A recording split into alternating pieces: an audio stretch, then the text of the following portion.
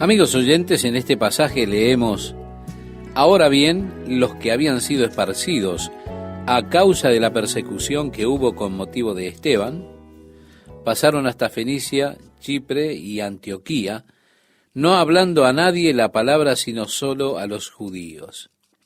Yo quiero, estimado oyente, que usted note que Dios utilizó la persecución para que se extendiera el Evangelio. Estas personas llegaron hasta Fenicia, Chipre, Antioquía, predicando el Evangelio, pero limitando su predicación solamente a los judíos. Es que estaba aún en sus mentes esa experiencia judía. Agrega: pero había entre ellos unos varones de Chipre y de Cirene, los cuales, cuando entraron en Antioquía, hablaron también a los griegos, anunciando el Evangelio del Señor Jesús. Así que ahora están aquellos que son de Chipre y de Cirene, y están allí con los de Antioquía, les están predicando a los griegos, están yendo más allá de los límites de los judíos. Ellos comenzaron a compartir el Evangelio con los que no son judíos, con los gentiles. Es decir, compartían allí con los griegos. Quiero decirle que Antioquía era una de las ciudades principales del mundo de entonces. De hecho, era la tercera ciudad más grande y más importante en el mundo. Roma era la primera. Luego le seguía Alejandría y después Antioquía era la tercera en importancia, la tercera más grande en el mundo de ese tiempo. Antioquía era conocida como, podríamos decir, Las Vegas del mundo antiguo. Era una ciudad de placeres, de pecado. El placer no cesaba nunca, era día y noche. Podríamos decir, habían clubes nocturnos y toda clase de entretenimientos. El gran templo de la diosa Dafne estaba allí a las afueras de la ciudad en una arboleda de laureles. Dafne, según la historia, era una joven hermosa.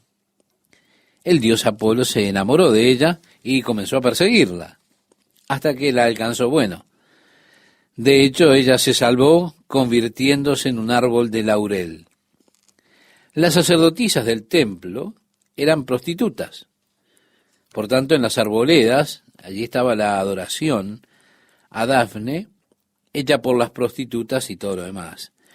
Era parte de esa licenciosa adoración que tenían. A esta ciudad, que era conocida por su libertinaje, por su vulgaridad, llegó el Evangelio. Ahora, es interesante que la Biblia no nos diga los nombres de aquellos que compartieron el Evangelio. Fueron hombres de los cuales no tenemos ningún nombre, hombres de Chipre y de Cirene, que compartieron el Evangelio con los gentiles allí en Antioquía. No sabemos quiénes fueron. A mí me parece que me gusta esto, ¿eh? Aquí hay una gran obra donde al principio el Evangelio está llegando a los gentiles. Primero vimos un movimiento lento hacia los samaritanos, después hemos visto Pedro en la casa de Cornelio, pero aquí hay una proclamación abierta del Evangelio a los gentiles por individuos desconocidos que van a esta ciudad pagana de Antioquía. Sí, pagana, pero una ciudad muy importante. Dice: y la mano del Señor estaba con ellos, y gran número creyó. Este era un movimiento de Dios, y un gran número de personas llegaron a la fe en Jesús. Así que un gran número creyó y se convirtió al Señor. Llegó la noticia de estas cosas a oídos de la iglesia que estaba en Jerusalén, y enviaron a Bernabé que fuese hasta Antioquía. Bernabé se lo menciona primero en el capítulo 4. Allí se menciona que él vendió sus posesiones y trajo el dinero y lo puso en el tesoro allí. Y más tarde habla de cuando el apóstol Pablo se convirtió. La iglesia en Jerusalén tenía dudas de recibir a Pablo en la comunidad. No estaban muy seguros si se había convertido o si era un agente encubierto de los sacerdotes. Pero fue Bernabé quien trajo a Pablo y les dijo cómo Dios había usado a Pablo en Damasco, compartiendo la verdad, y que su conversión era genuina. Ahora, cuando surgieron muchos problemas en Jerusalén, decidieron enviar a Pablo lejos. Fue precisamente Bernabé que acompañó a Pablo a la ciudad de Cesarea, ciudad en la cual Pablo subió en un barco y se fue de regreso a su ciudad natal, a Tarso. Así que este Bernabé no era un apóstol, era un hermano, un hermoso hermano. Su nombre significa hijo de consolación, no hijo de consuelo. Él fue enviado a ver qué era lo que estaba pasando en Antioquía. Era un hombre ideal para enviar porque él era un pacificador, era un hombre muy abierto. Él escucha que muchos de los gentiles están creyendo en el Señor, ve allí, lo mandan, mira qué es lo que acontece. Bernabé, perfecto hombre para enviar porque él no está limitado estrictamente al pensamiento judío. Él está abierto a lo que Dios pueda estar haciendo. Y nos dice el relato bíblico, en el verso 23, cuando llegó y vio la gracia de Dios, si él vio esa maravillosa obra de la gracia de Dios en el pueblo allí, nos dice, se regocijó y exhortó a todos a que con propósito de corazón permaneciesen fieles al Señor. Sí, les estuvo exhortando. Ahora encontramos que ellos estaban hablando de Jesús, estaban predicando a Jesús. Y allí está Bernabé exhortándoles a aferrarse al Señor. Hablando de Bernabé dijo, porque era varón bueno y lleno del Espíritu Santo y de fe, y una gran multitud fue agregada al Señor. Hubo un gran movimiento del Espíritu de Dios y una gran obra de Dios allí en Antioquía, esa ciudad pagana. Ya en el versículo 25 nos dice, después fue Bernabé a Tarso para buscar a Saulo. La palabra griega que se utiliza allí es una palabra que significa buscar diligentemente. Cuando vio Bernabé la obra que estaba haciéndose entre los gentiles, él se dio cuenta de que el apóstol Pablo era una persona ideal para venir a ministrar allí. Habían pasado ya 7 años desde que había visto a Pablo por última vez. Cuando Pablo encontró a Jesucristo rumbo a Damasco, no regresó él inmediatamente a Jerusalén, sino que se fue al desierto de Arabia. Allí estuvo 3 años y fue ministrado por el Espíritu Santo. Después vino a Jerusalén y él volvió a Damasco. Después vino a Jerusalén y allí hubo tal conmoción que Pablo fue enviado lejos y se volvió a Tarso. Así que habían pasado 7 años, lo que significa que Pablo no comenzó su ministerio hasta 10 años después de su conversión, es decir, 3 años en Arabia, después fue a Jerusalén, después se fue a Tarso. Esos 7 años más los 3 que estuvo en Arabia nos habla de 10 años después de su conversión. Mire, hay muchos que quieren empezar inmediatamente su ministerio, ni bien se convierte.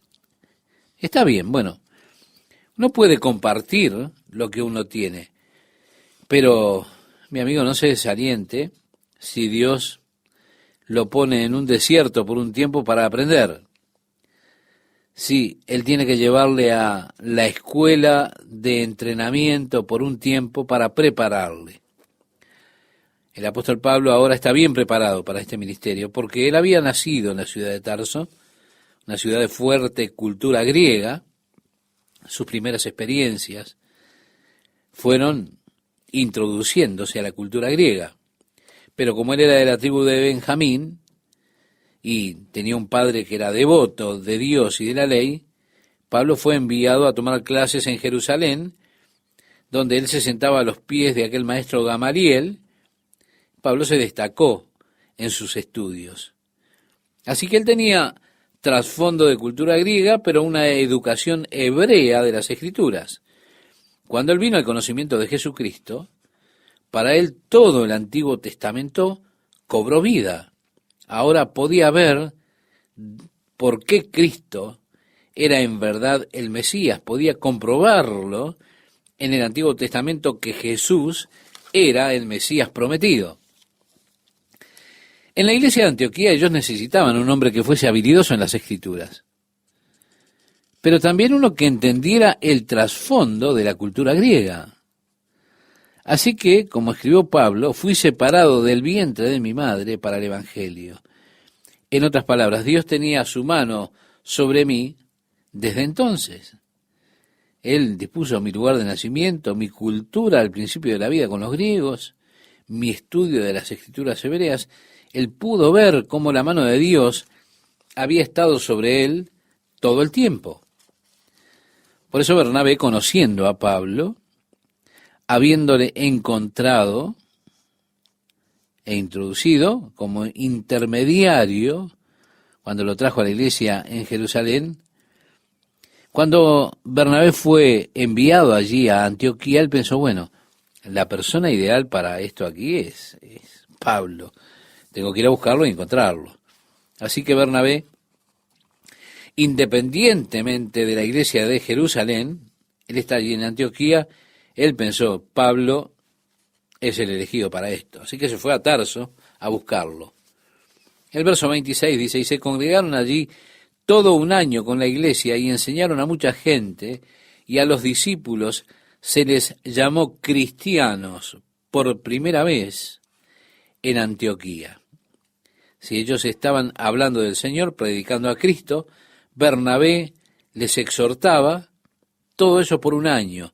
Pablo y Bernabé estaban allí enseñándoles todos los aspectos del ministerio, hablando del Señor doquiera que iban, predicando a Jesucristo, proclamando el Evangelio al pueblo, exhortando a la gente a que viviera justamente y también enseñándoles los caminos del Señor.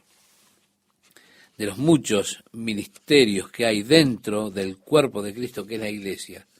Esto fue durante todo un año que ellos permanecieron allí. Podemos decir, aquella era una gran iglesia, un ministerio exitoso en esa ciudad de Antioquía. Y allí es donde se comienza, por primera vez, se comienza a llamarlos cristianos. Cristiano es una combinación entre el griego y el latín. En griego, Christos, en el latín, Antios, de modo que tenemos esta cristiandad como Cristo, y este es el nombre que les dieron allí en Antioquía. En aquellos días, unos profetas descendieron de Jerusalén a Antioquía. Vemos un ministerio más, profetas. ¿Nos damos cuenta de la diversidad? Ellos vinieron y estuvieron allí hablándole al pueblo. Estaba este profeta que vino de Jerusalén. Los profetas eran una especie de nómades, iban de lugar en lugar. En la iglesia primitiva estaban esos hombres que eran profetas, que iban de iglesia en iglesia ejerciendo su don. El don de profecía podía ser pronosticar o decir desde antes. También podría ser el hablar la palabra de Dios, y que profetiza habla a la iglesia para edificación, exhortación y consolación. Así que ellos venían y hablaban estas palabras de exhortación, de consuelo para la iglesia.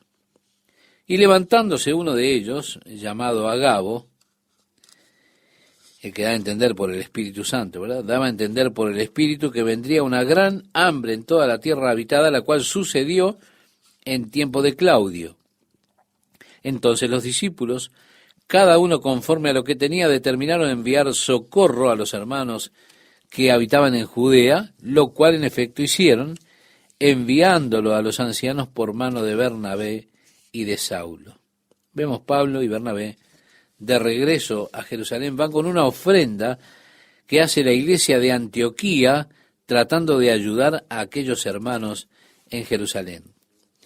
Qué interesante ver que en esos primeros años, por supuesto ahora han pasado ya cerca de 12 años desde la concepción de la iglesia, los problemas financieros habían comenzado a presentarse como resultado de aquella vida comunal que ellos tenían. Todos vendían sus posesiones, traían el dinero. Es como lo acontecido con Ponzi. Usted tiene que ver este acontecimiento. Tiene que tener nuevos inversores o las cosas se van a poner mal.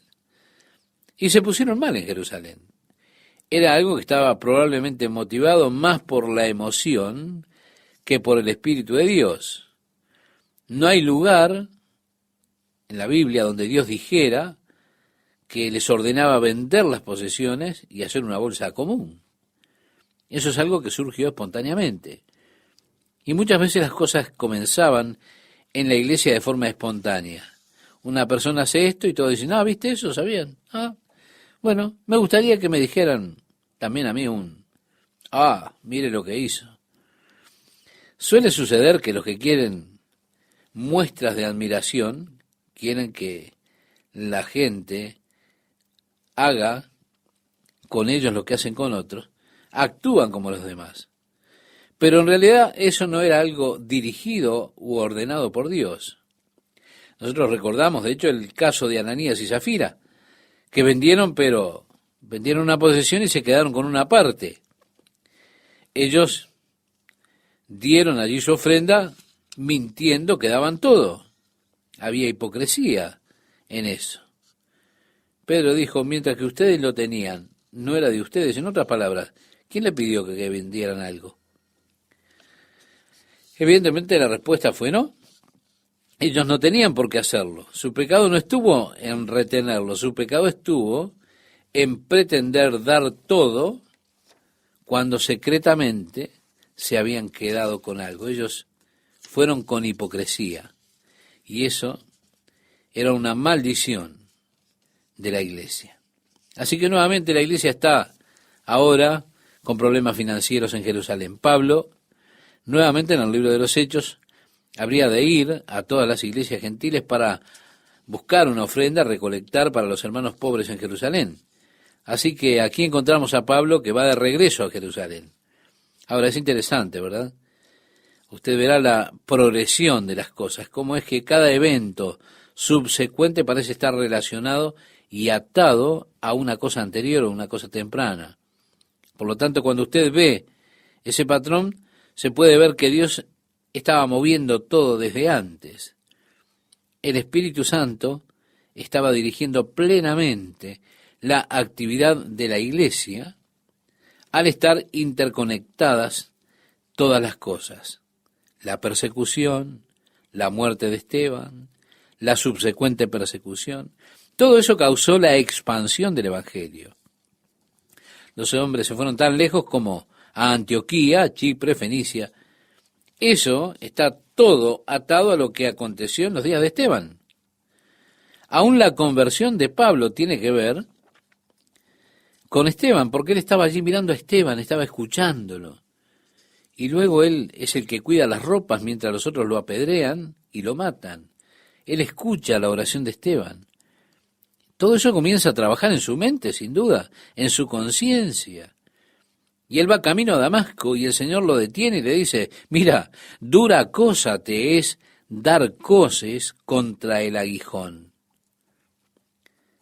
Pablo entonces viene a Jerusalén y Bernabé habla con Pablo y se adelanta para traerle a los apóstoles, conociendo el trasfondo de Pablo, sabía de su capacidad.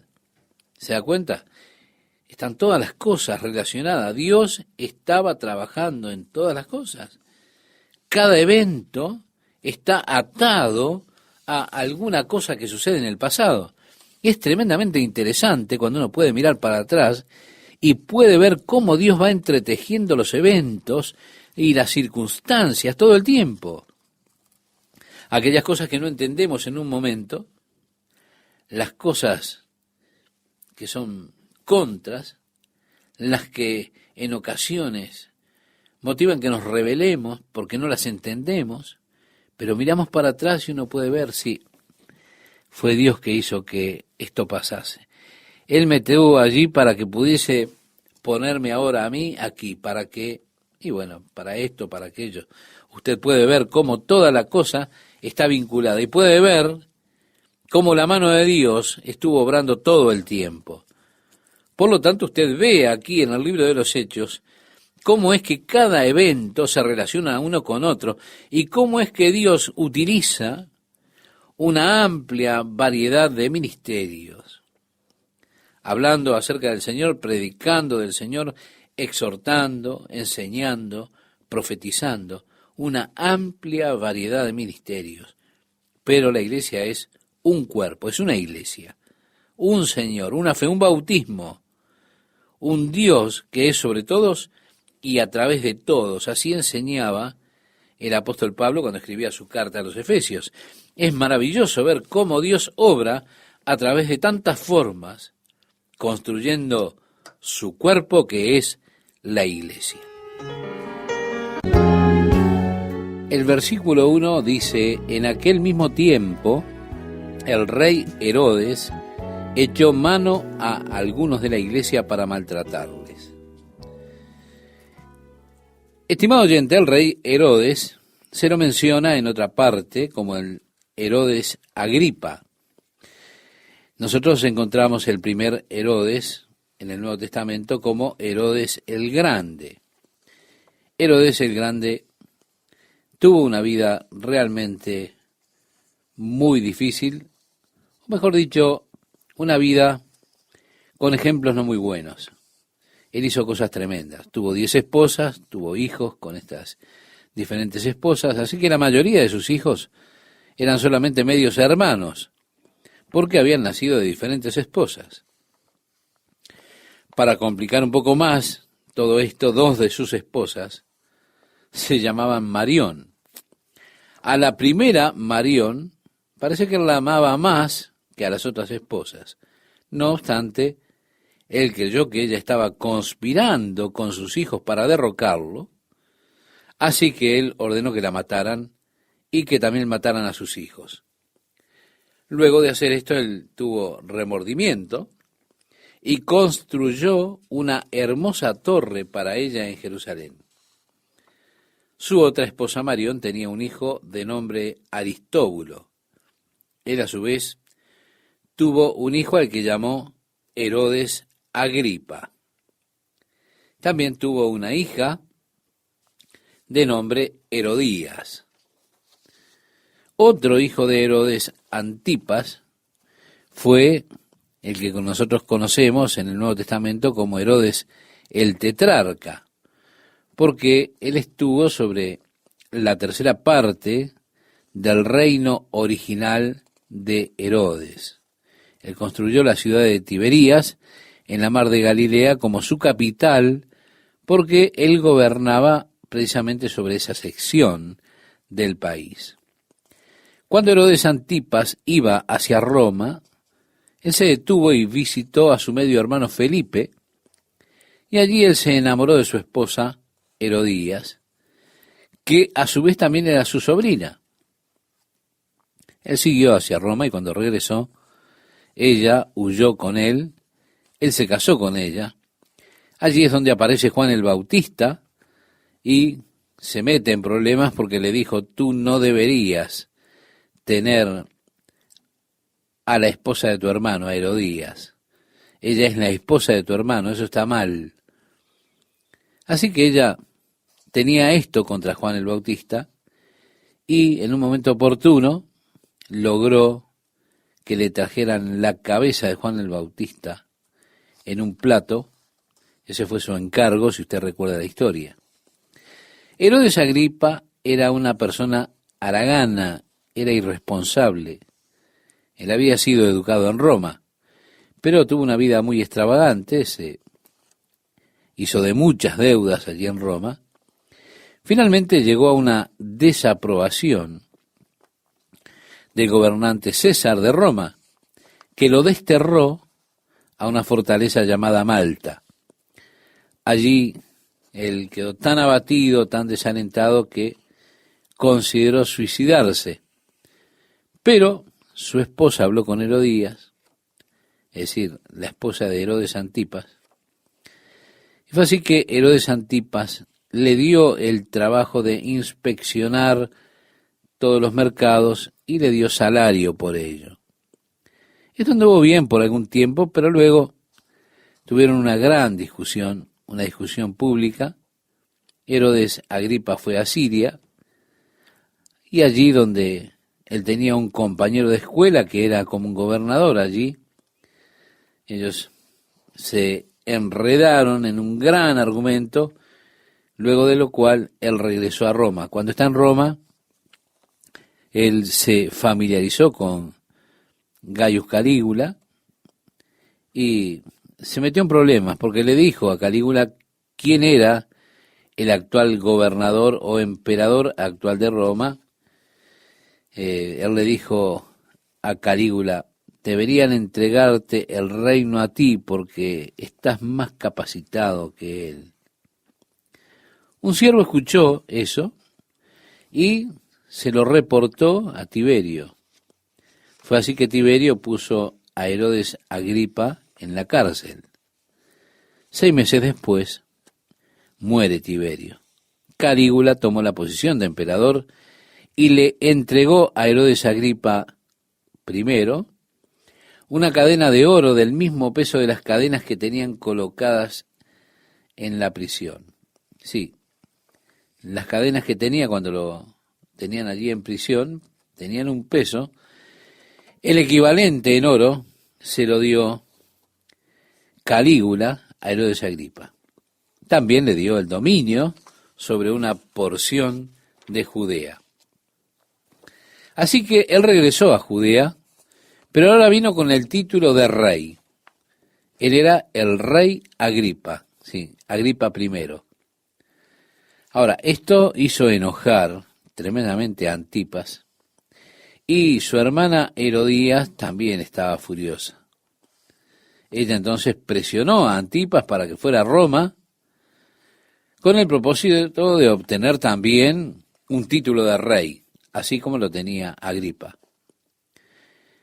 Herodes Agripa escuchó que Antipas iba para Roma con ese propósito y envió mensajeros que dieran malos reportes acerca de él. ¿Para qué? Para que cuando él llegara a Calígula con el propósito de obtener el título de rey, no lo consideraran y además perdiera esa posibilidad de ser rey.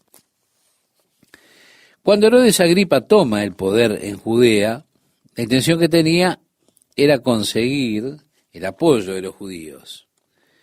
Él era un favorito de los judíos porque él había hecho un estudio pormenorizado de la religión judía. Él observaba sus fiestas, las guardaba, y esto impresionaba a los judíos. Generalmente los gobernadores romanos eran totalmente indiferentes a todas las cosas de los judíos. No era el caso de Herodes Agripa. Por esto es que los judíos lo estimaban mucho. Pero más allá de su simpatía por ellos, él, como vemos en el texto aquí, echó mano a algunos de la iglesia para maltratarles. Y dice el versículo 2, y mató a espada a Jacobo, hermano de Juan. Sí, este era uno de los hijos del trueno, como le llamó Jesús, los hijos de Zebedeo. Él integraba ese círculo íntimo de Jesús. Él, su hermano Juan y Pedro fueron escogidos por Jesús en algunas ocasiones especiales. Si usted recuerda, cuando los llevó al monte, conocido como el monte de la Transfiguración, él tomó a Pedro, Jacobo y Juan para ir a ese monte. Ellos fueron testigos de la transfiguración de Cristo. Cuando Jesús fue a la casa de Jairo, la hija de Jairo había muerto, Jesús sacó a todas las personas del lugar, pero dejó con él a Pedro, Jacobo y Juan en aquella habitación en la cual resucitó Jesús a la hija de Jairo. Más tarde, cuando Jesús estaba en el jardín de Getsemaní orando, esa noche que fue entregado, él les dijo a los discípulos, espérenme aquí, y tomó a Pedro, Jacobo y Juan, los puso cerca de él, y les encomendó que velaran en oración para que no entraran en tentación. Así que uno de los tres, que eran del círculo íntimo de Jesús, era Jacobo, que estaba con su hermano Juan y Pedro. Como hemos leído, Herodes mató a Jacobo y le cortó la cabeza. Eso es lo que quiere decirnos. El verso 3 dice, y viendo que esto había agradado a los judíos, procedió a poner también a Pedro en prisión, a prender a Pedro y ponerlo en prisión. Eran entonces los días de los panes sin levadura, nos dice allí en el versículo 3. De acuerdo a la tradición, nadie tenía que ser juzgado, nadie podía ser asesinado durante la fiesta de los panes sin levadura. Por eso dice que habiéndole tomado preso, lo puso en la cárcel, entregándole a 4 grupos de 4 soldados cada uno para que le custodiasen. Es decir, habían 16 soldados que custodiaban a Pedro. Sin duda ellos trabajaban por turnos. ¿Por qué? Porque habían 4 turnos de 6 horas. Como regla general, era así. Esta fue rota con Pedro, el prisionero que debía estar encadenado al guardia, su mano derecha con la mano izquierda del guardia, era lo que debía haber ocurrido. En el caso de Pedro, él estaba encadenado a 2 guardias, es decir, tenía uno a cada lado. Además de eso, había otro guardia en la puerta de la celda donde estaba Pedro y otro guardia en la puerta de la prisión. De esa manera siempre había 4 guardias que vigilaban a Pedro. El versículo 4 dice, y se proponía sacarle al pueblo después de la Pascua. ¿Por qué? Porque después de la Pascua ya ellos podían hacer un juicio legal. Así que Pedro estaba custodiado allí en la cárcel, pero la iglesia hacía sin cesar oración a Dios por él, nos dice el relato bíblico. ¿Cuánto tiempo estuvo en prisión? Bueno, no lo sabemos, pero tal vez unos pocos días, esperando el final de la fiesta de los panes sin levadura para que luego pudiera ser juzgado y, por supuesto, también ejecutado. A partir del verso 6 nos dice, y cuando Herodes le iba a sacar aquella misma noche, estaba Pedro durmiendo entre 2 soldados, sujeto con 2 cadenas, y los guardas delante de la puerta custodiaban la cárcel. Y he aquí que se presentó un ángel del Señor, y una luz resplandeció en la cárcel, y tocando a Pedro en el costado le despertó diciendo, levántate pronto. Y las cadenas se le cayeron de las manos. Le dijo el ángel, cíñete y átate las sandalias, y lo hizo así. Y le dijo, envuélvete en tu manto y sígueme. Y saliendo le seguía, pero no sabía que era verdad lo que hacía el ángel, sino que pensaba que veía visión. Sí, aún él estaba pensando que soñaba. Él dijo, esto es una visión. El verso 10 nos dice, habiendo pasado la primera y la segunda guardia, llegaron a la puerta de hierro que daba a la ciudad, la cual se les abrió por sí misma, y salidos pasaron una calle, y luego el ángel se apartó de él. Entonces Pedro, volviendo en sí, dijo, ahora entiendo verdaderamente que el Señor ha enviado su ángel y me ha librado de la mano de Herodes y de todo lo que el pueblo de los judíos esperaba. Es decir, reconozco que Dios me libró. Sí, Él me liberó. Amable oyente, esto es interesante para mí. Dios no está limitado a ningún método. Él puede y generalmente obra con una variedad de métodos. Es peligroso para nosotros que queramos intentar encerrar a Dios en determinado método o desarrollar alguna metodología para Dios, Somos muy propensos a eso. Es tan fácil meternos en alguna rutina, pero esta es la forma en que Dios hace las cosas, según su método. Nosotros pensamos, no, la forma en que Dios hace esto es así. Es la forma en que Dios lo hace. Y queremos encerrarlo a Dios en una rutina. Y yo creo que eso es uno de los grandes problemas de la iglesia, que la iglesia ha tratado de encerrar a Dios en una rutina. Estamos hablando de la iglesia en general. Hay muchas iglesias que aún siguen las mismas formas, cantan los mismos himnos que hace 200 años, 300 años atrás. Están atrapados en una misma rutina. Por eso, las iglesias tienen un formalismo a veces que podemos llamar formalismo o ritualismo muerto. Dios obra de distintas formas. Creo que en cada era, Dios, contemporáneamente con esa era, presenta sus métodos de acuerdo a ese tiempo. Como hemos visto obrar a Dios, hemos visto su obra de una forma muy especial. Así nos damos cuenta que Dios tiene diferentes métodos para obrar en distintas épocas. Le hemos visto levantar un estilo de música especial, la música de adoración que nosotros tenemos. Parece que en cada movimiento de Dios, ese movimiento aparece con su propia música que representa ese periodo de tiempo. Martín Lutero, que pretendió reformar la iglesia, él reformó la iglesia. En principio sus intentos de reforma fracasaron, porque él fue excomulgado de aquella iglesia en la cual él estaba. Y como decía Jesús, no se puede echar vino nuevo en odres viejos. Martín Lutero fue excomulgado, y mucho más que eso. La iglesia decidió hacer guerra contra ese movimiento reformador de Lutero. Fue así que se produjeron horribles batallas por la reforma. La música de Martín Lutero entonces expresaba esa militancia. Castillo fuerte es nuestro Dios, defensa y buen escudo. Eso era el himno, o uno de los himnos que Martín Lutero hizo.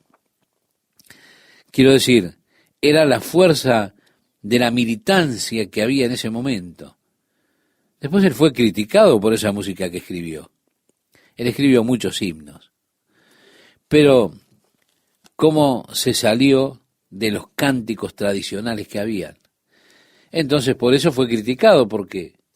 Y porque la música narra historias. La música crea sentido, tiene palabras. Y él fue duramente criticado por esa música que él escribió. Porque era música reflexiva para ese tiempo. Sí, son los antiguos himnos de la iglesia. Pero después se volvieron tradicionales, himnos tradicionales para la iglesia.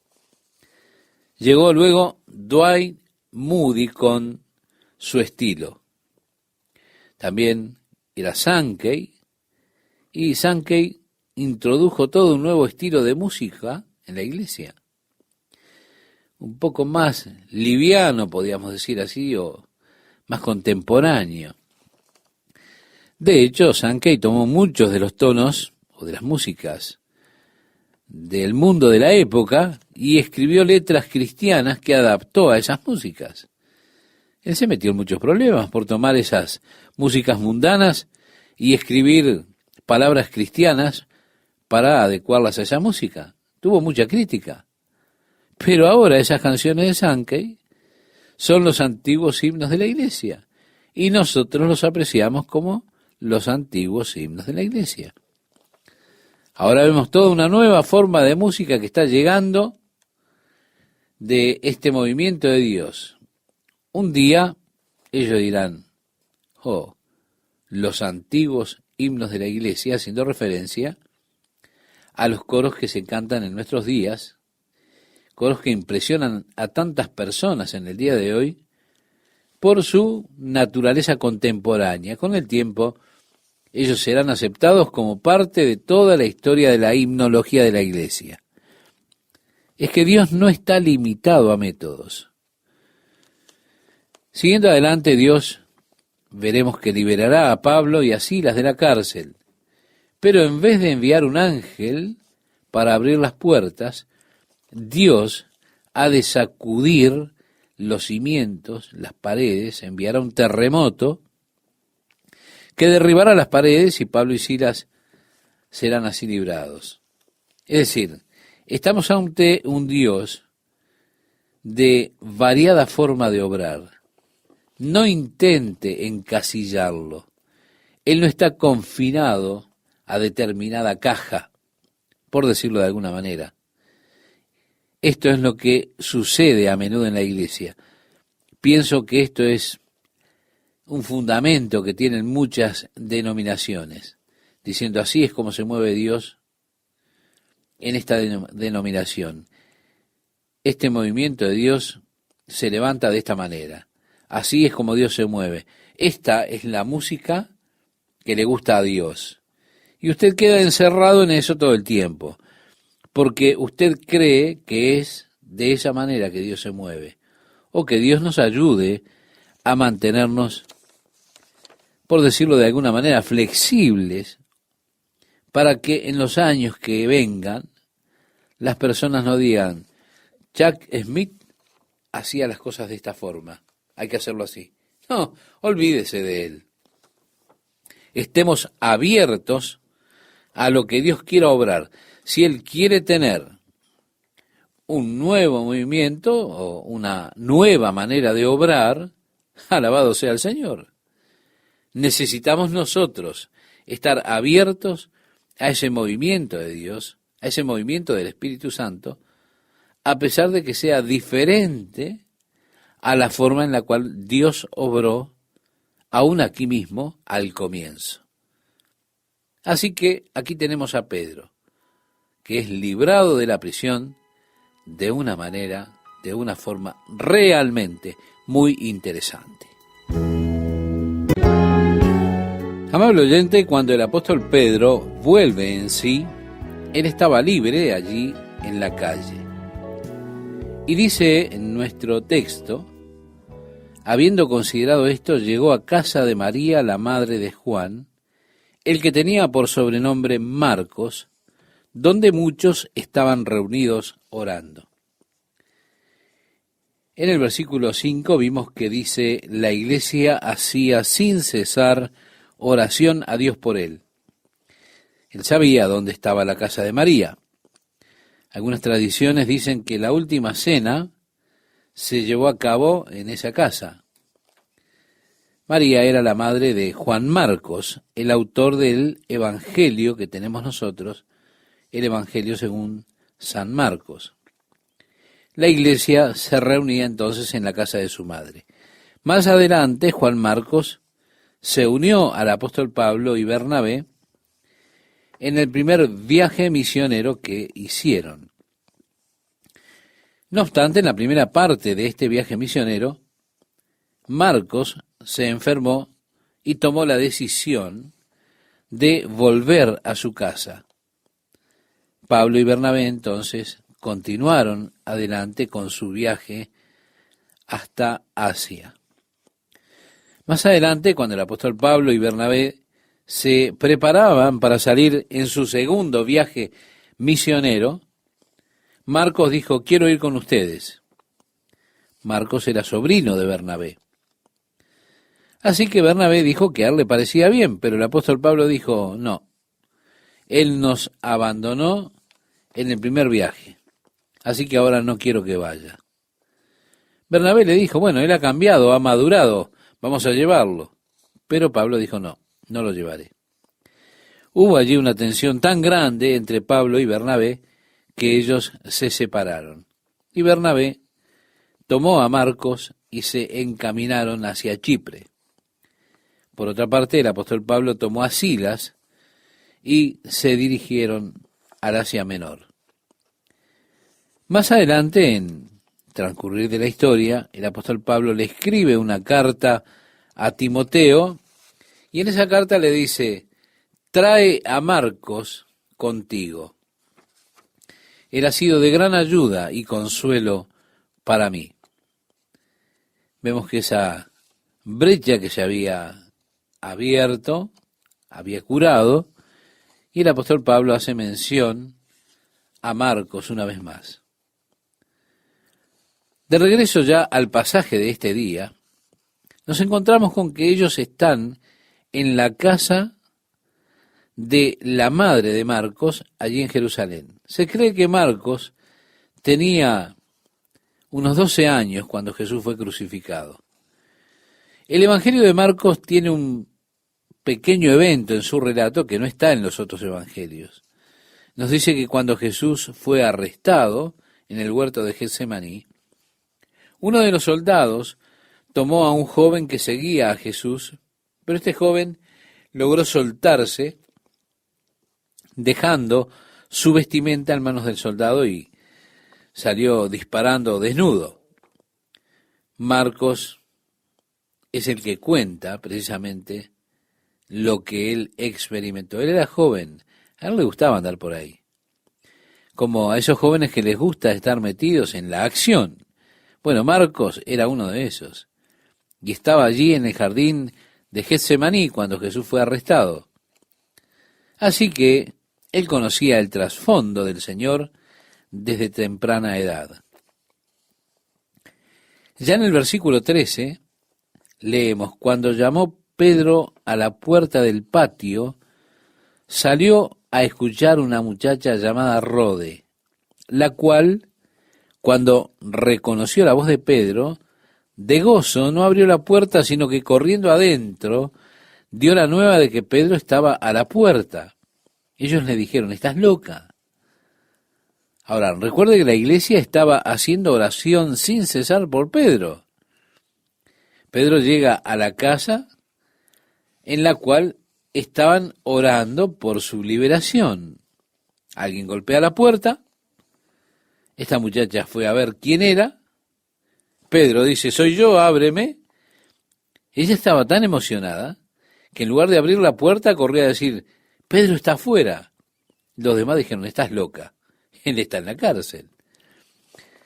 Estimado oyente, me pregunto si a veces sobreenfatizamos incluso en nuestra fe como una necesidad de obtener las respuestas a las oraciones, porque obviamente ellos oraban, pero se ve que no tenían mucha fe. Dios obra de maneras que son realmente maravillosas, como soberano que es. A pesar de que había falta de fe en esas oraciones, aún así Dios respondió la oración. Y sería bueno preguntarle a usted: ¿alguna vez usted se sorprendió con alguna respuesta de Dios? Permítame decirle que yo sí. Yo he orado insistentemente por alguna cosa y cuando Dios respondió yo dije: ¡wow! No lo puedo creer. Así estaban ellos. Pero ella aseguraba que así era, dice el versículo 15. Sí, es Pedro, realmente es él. Ellos le dijeron: ¿viste un fantasma? Entonces ellos decían: es un ángel. Mas Pedro persistía en llamar, y cuando abrieron y le vieron, se quedaron atónitos. A mí me encanta que Dios nos dé una mirada de la debilidad que tienen las personas, así como también de las fortalezas que tienen. Y a veces miramos a los hombres, hombres que Dios utiliza, y formamos un concepto de ellos más elevado del que debe uno tener, o del que tenemos de otro ser humano. Pensamos que ellos han alcanzado una altura a la cual nosotros nunca llegaremos. Y Dios nos muestra sus debilidades, muestra las imperfecciones de esos hombres, y pienso que Él lo hace para alentarnos, para que sepamos que Dios puede utilizar personas imperfectas.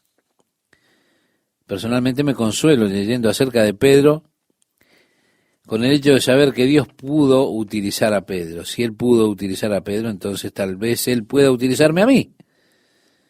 Se nos da una mirada a los defectos para alentarnos, dándonos cuenta de que Dios utiliza personas comunes, sencillas, para cumplir sus propósitos, sus grandes propósitos.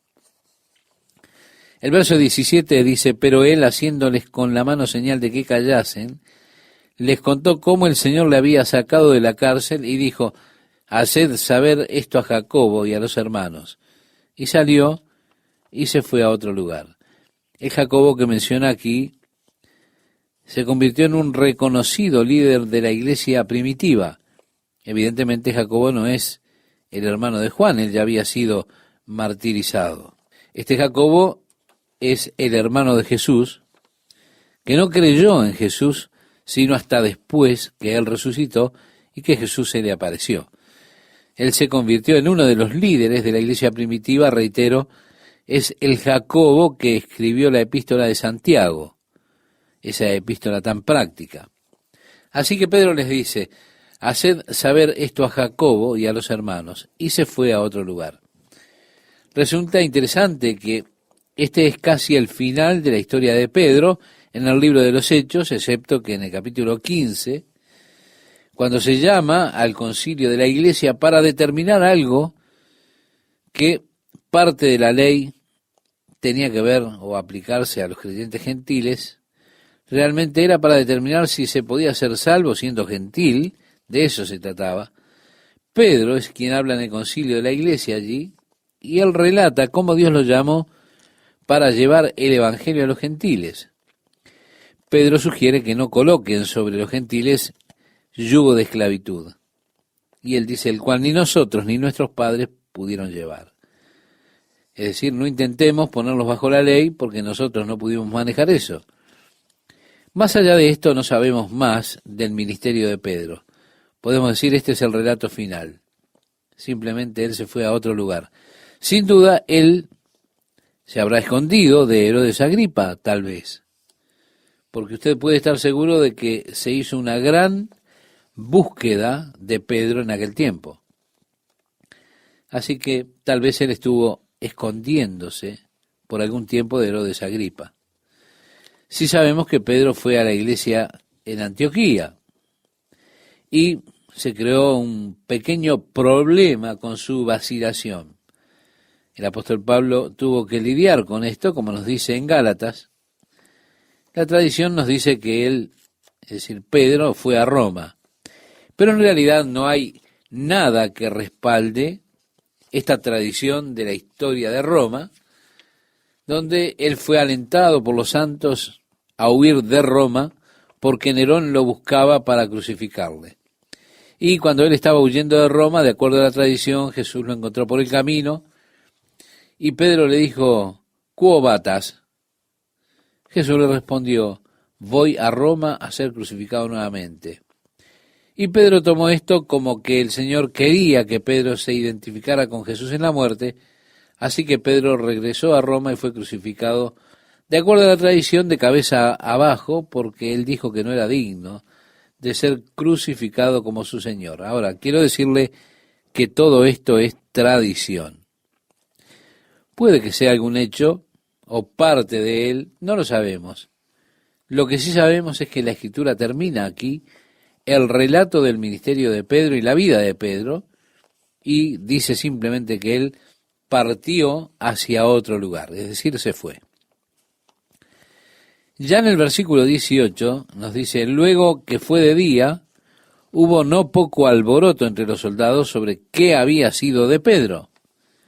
Mas Herodes, habiéndole buscado sin hallarle, después de interrogar a los guardas, ordenó llevarlos a la muerte. Después descendió de Judea a Cesarea y se quedó allí. Estaba enojado, ¿verdad? Tanto que ordenó la muerte de los guardas, como establecía evidentemente la ley romana. Si a un soldado se le encargaba vigilar un prisionero y este prisionero se escapaba, el guardia debía cumplir su sentencia. Lo que indica que la intención de Herodes era matar a Pedro. Así que los guardias que fueron puestos para vigilar a Pedro tuvieron que sufrir su sentencia y fueron llevados a la muerte. Continuando con nuestro pasaje, leemos que Herodes estaba enojado contra los de Tiro y de Sidón porque ellos vinieron de acuerdo ante él y sobornado Blasto, que era camarero mayor del rey, pedían paz porque su territorio era abastecido por el del rey. Herodes Agripa, estimado oyente, gobernaba en esa área. Sí, él estaba en Cesarea, que probablemente estuviera a unos 65 kilómetros de la ciudad de Tiro. Ahora, las personas de Tiro y de Sidón eran sustentadas, obtenían su comida de Israel. Israel, hasta el día de hoy, es una región sumamente fértil y suple a la mayoría de Europa de frutas y vegetales, especialmente en la temporada de invierno, porque en el área del Valle del Jordán, ellos siempre están sembrando vegetales frescos, todo el año. Así que los hombres de Tiro habían venido a aplacar a Herodes, de cierta manera, para mantener las cosas en orden nuevamente con él. Y dice el verso 21, y un día señalado, Herodes, vestido de ropas reales, se sentó en el tribunal y les arengó. Y el pueblo aclamaba gritando, voz de Dios y no de hombre. El historiador Flavio Josefo registra este evento. Él nos cuenta cómo Herodes fue al teatro allí en Cesarea vestido con ropas hechas con plata. Esa vestimenta allí en el teatro brillaba como el sol. Fue así que las personas comenzaron a gritar, Él es un Dios. Flavio Josefo nos dice que le vinieron calambres en el estómago y que 5 días después murió. Así es como la historia registra este evento. En la Biblia simplemente se nos dice que él vestía ropas reales. Estamos allí en el teatro en Cesarea, el mismo teatro que estaba en la época de Herodes, nosotros estuvimos allí. El teatro en el cual él dio ese discurso a los hombres de la ciudad de Tiro que lo aclamaban como un dios, cuando él se puso esa vestimenta real hecha de plata, con la cual brillaba como el sol. Y leemos que el pueblo le aclamó gritando, voz de Dios y no de hombre. Y nos dice el relato bíblico, al momento un ángel del Señor le hirió. Flavio Josefo, historiador, dice que tuvo calambres estomacales. La Biblia nos dice lo que hay detrás de eso que aparecía a los ojos de las personas, que le vinieron calambres. La Biblia dice que lo que ocurrió fue que un ángel del Señor lo hirió. ¿Por qué? Lo dice a continuación. Por cuanto no dio la gloria a Dios y expiró comido de gusanos. Sí, a los 5 días murió. El capítulo continúa diciendo, pero la palabra del Señor crecía y se multiplicaba. Herodes pretendía eliminar la iglesia. Él se había determinado ir en contra de la obra de Dios. Él quería ganar el favor, la buena opinión de los judíos, atacando a los líderes de la iglesia, matándolos. Pero, muy por el contrario, ocurrió lo que hemos leído. Ahora, por eso él tomó a uno de los mayores líderes, Jacobo, y le cortó la cabeza. Cuando él hizo esto, vio que esto le agradó a los judíos. Así que él tomó a Pedro y lo puso en prisión. Estaba dispuesto a matarlo. De hecho, lo iba a hacer. Él mató a los líderes. Él buscaba de esa forma destruir la iglesia para agradarle a los judíos. Pero, como hemos leído, en lugar de destruir la iglesia, la palabra del Señor crecía y se multiplicaba. Jesús había dicho a sus discípulos que él habría de edificar su iglesia y las puertas del infierno no habrían de prevalecer contra ellas, como lo dice en el Evangelio de Mateo, capítulo 18, versículos 16 al 18, usted lo puede leer después. Aquí las puertas del infierno buscaban prevalecer contra la iglesia, pero en lugar de destruirla, Como resultado de estas cosas, la palabra del Señor crecía y se multiplicaba. Y Bernabé y Saulo, cumplido su servicio, volvieron a Jerusalén. Bien, amable oyente, esto nos lleva otra vez al capítulo 11. Bernabé y Saulo estaban ministrando en la iglesia de Antioquía, la iglesia gentil de Antioquía. Ellos habían levantado una colecta para los hermanos que estaban pobres allí en Jerusalén.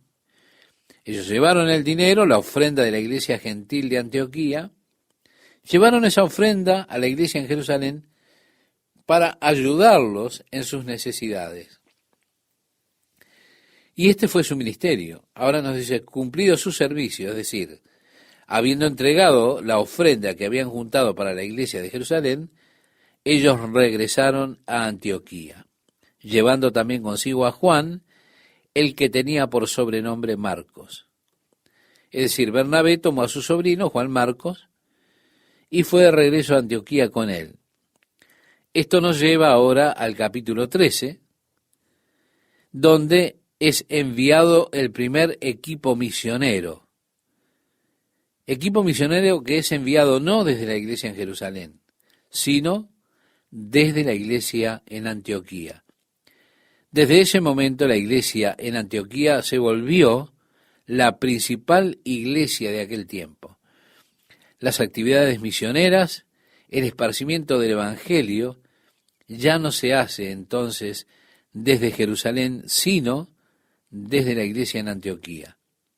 Nosotros estaremos viendo esto en nuestra siguiente lección, cuando entremos de lleno en el capítulo 13 del libro de los Hechos.